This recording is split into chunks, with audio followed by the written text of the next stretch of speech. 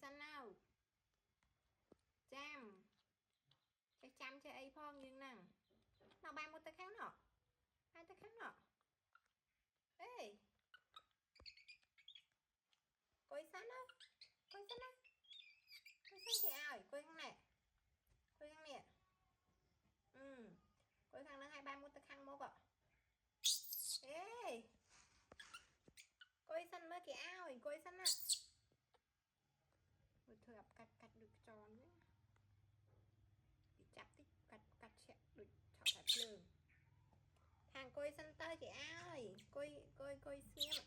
cái do mà ơi coi ba một tay khác một ạ rồi thôi ọt clean tà bà mà coi nè coi mớ gió này này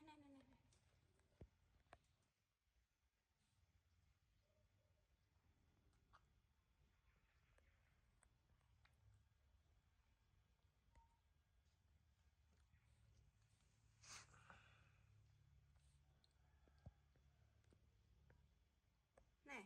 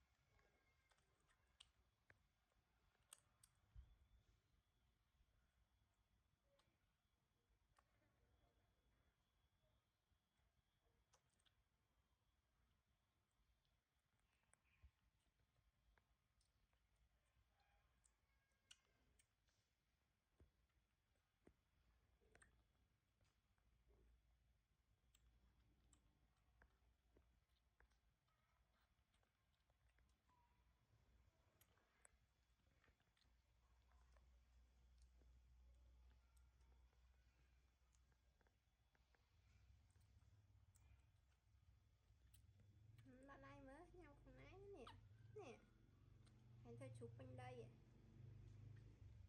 Mày mày ghê.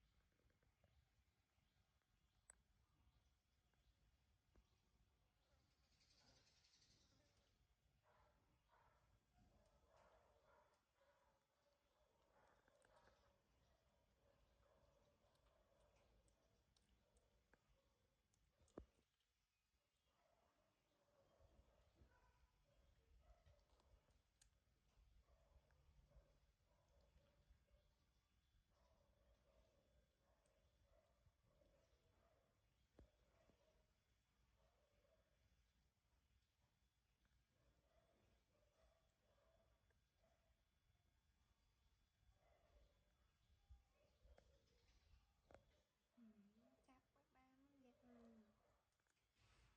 Việt như thế này. Chắp bạc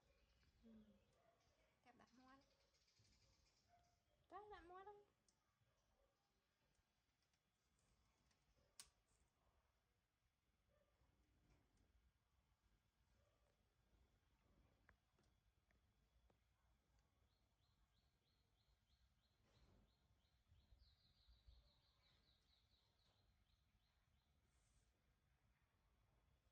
Chai nữa